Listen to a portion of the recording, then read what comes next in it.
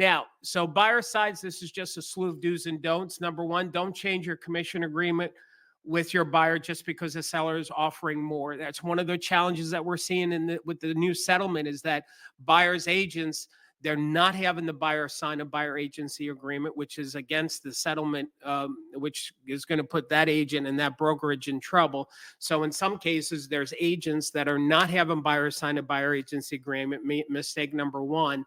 And then after they show them a property and they find out the seller is offering 3%, then they'll have a buyer agency agreement miraculously get written and drawn and signed for 3%, or they had one that was 2.5% and then they change it to 3. This is going to create a legal problem for you, and don't do it. It's a big no-no. Number two is make sure you show all the houses to buyer, regardless of whether the seller is offering a professional fee or not, even if the buyer tells you not to. This is becoming less of an issue now, but when the first settlement came about, people were saying, buyers were saying that, listen, I can't afford to pay you. So don't show me any houses where this listing agent is not paying your fee. Even if they say that, don't listen to it, because I'm telling you that is going to be considered a form of steering. If that buyer gets upset because they found out they lost a house they could have seen, and you say, yeah, but you told me not to show you if they weren't offering a commission, and they're going to say, I didn't say that, or I don't remember saying that, or maybe you could have told me that we could have negotiated. Like, why didn't you tell me that? So don't lean on that instruction from the buyer. That's going to get you in trouble. Your job is so Darryl, what happens if you have a buyer that says to you they don't have the money to pay, right?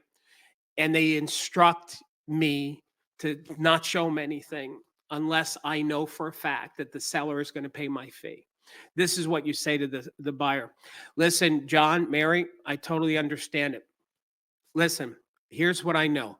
No matter what, you will not have to pay the fee. We're going to work that out, because I'll tell you why.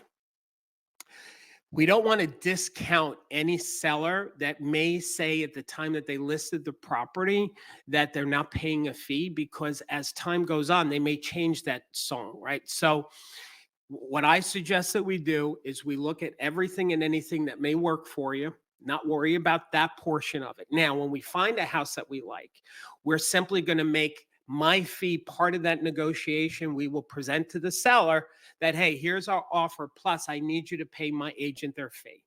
If the seller's not willing to do that, then of course you won't buy the house. So that's my point. You will not have to pay the fee, because if there's a scenario where it's not getting paid for, you simply won't buy that house. So you're fine. Okay. So that's how you'll present it to the buyer if they push it. Number three, do not call every listing agent of houses you plan on showing to ask them if the seller's offering a buyer agent fee. I just covered how you would deal with that. It is totally a waste of your time as a buyer's agent to get on the phone making those calls. That's ridiculous. So please stop it. You're wasting your time. You're wasting the listing agent's time. They're not going to all call you back. You're hurting your buyer. It's a form of steering to only look for that. It doesn't matter. It's very simple. You are a buyer agent. You have a fee. What's going to help some of you that are confused with this is you need to be clear about what your business model is.